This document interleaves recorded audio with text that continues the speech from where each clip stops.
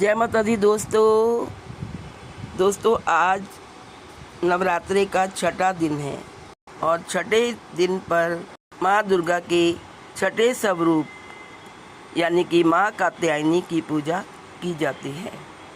माँ कात्यायनी का जन्म ऋषि कात्यायन के तप से हुआ था, इसलिए उनका नाम कात्यायनी पड़ा। पुराणों के अनुसार उन्होंने राक्षस महिषासुर का वध किया था और धर्म की रक्षा की थी। माँ कात्यायनी का स्वरूप देखें तो माँ कात्यायनी का वर्ण स्वर्ण के समान चमकीला होता है। वे सिंह पर सवार होती हैं। उनके 4 हाथ होते हैं। एक हाथ में कमल है, दूसरे हाथ में तलवार है, तीसरा हाथ अभय मुद्रा के रूप में है और चौथा हाथ वरदान मुद्रा के रूप में। आइए जानते हैं कात्यायनी माँ की पूजा कैसे करें। सुबह स्नान करके स्वच्छ वस्त्र पहने माँ कात्यायनी की प्रतिमा या चित्र स्थापित करें। पीले या लाल फूल अर्पित करें। शहद का भोग लगाएं, क्योंकि शहद का भोग लगाना बहुत शुभ माना जाता है। कात्यायनी की प्रतिमा के आगे दीप जलाकर दुर्गा चालीसा और मंत्रों का जाप करें। मंत्र क्या है कात्यायनी माँ की? ओम देवी कात्यायने नमः। इस मंत्र का जाप करने से विशेष कृपा प्राप्त होती है। कात्यायनी माँ की पूजा का क्या महत्व है, आइए जानते हैं। इस दिन पूजा करने से भय, रोग और शत्रुओं का नाश होता है। विवाह में आने वाली बाधाएं दूर होती हैं, इसलिए अविवाहित कन्याएं विशेष रूप से पूजा करती हैं। कात्यायनी माँ की पूजा करने से मन में साहस और आत्मविश्वास बढ़ता है।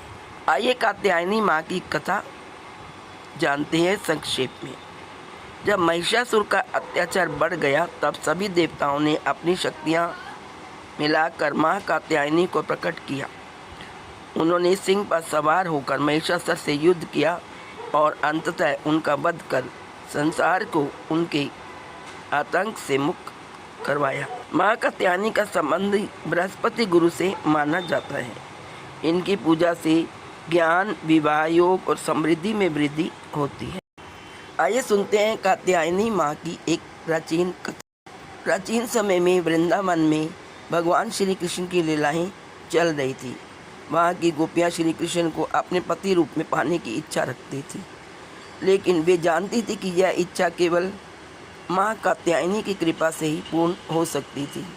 इसलिए उन्होंने माँ कात्यायनी की उपासना करने का संकल्प किया। मार्गशीर्ष मास में गोपियों ने यमुना नदी के किनारे प्रतिदिन स्नान किया और पूरी श्रद्धा से माँ की पूजा करने लगी।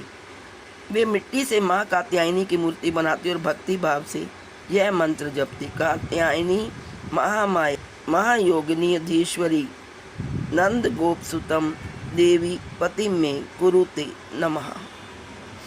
उनकी भक्ति में ना कोई दिखावा था और ना कोई स्वार्थ, बस सच्चा प्रेम और समर्पण था। गोपियों की सच्ची भक्ति से प्रसन्न होकर माँ कात्यायनी ने उन्हें आशीर्वाद दिया कि उनकी मनोकामना पूर्ण होगी।